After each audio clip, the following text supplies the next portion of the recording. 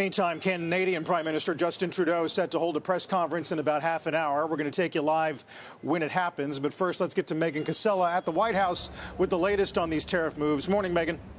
Hey, Carl, good morning. So this is by far the most aggressive trade move that we've seen from President Trump, even going back to the start of his very first term. It's more than $1 trillion in goods getting caught up here, and that's before you start to count in the retaliation. And there was a lot of hope, guys, and I would say even expectation all the way up until midnight last night that we might not get to this point, that we might see another delay. But the Trump administration being very firm now, and Commerce Secretary Howard Lutnick making the case that none of the three countries have done enough to stop fentanyl deaths, and that that's what they want to see the most. Take a listen.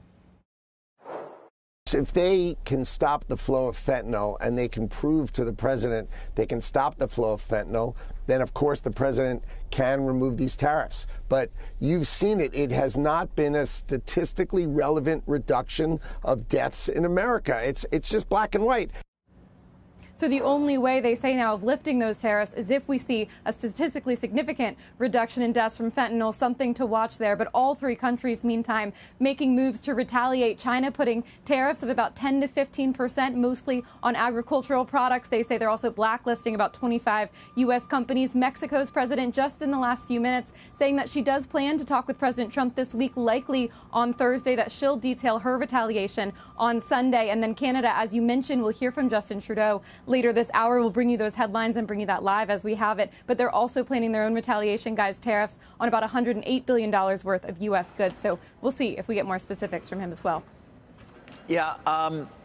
Megan, I mean, first of all, obviously, given how little fentanyl it takes to obviously impact a lot of people, it's hard to imagine they're going to be able to really stem, you certainly hope, stem the tide of what's happening here, simply from interdicting at the border.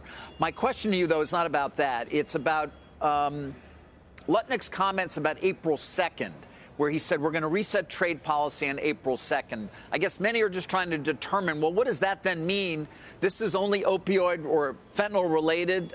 So what is happening on April 2nd? And will it also impact China, Mexico, and Canada, along with so many of our other trading partners?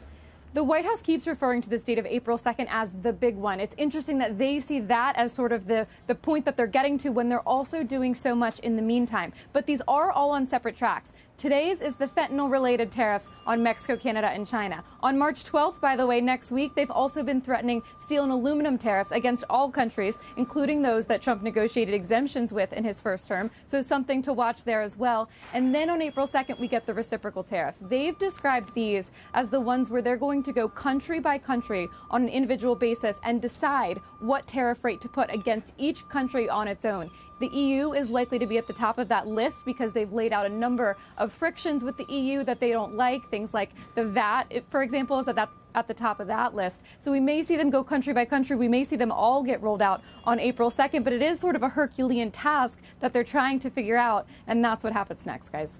Okay, so just to make sure, so it's conceivable that tariffs on China will go up even more than the 20% currently in place, and or even Canada and Mexico after April 2nd. Absolutely. They are all included here. We could see exemptions, but we also might not. It could just escalate from here. Yeah, I mean, Lutnick's been going on about this Canadian sales tax. So if they see that as something to have a reciprocal tariff about, it goes even higher. Thank you, Megan. We're going to continue to watch that because I think there are some big questions that investors have.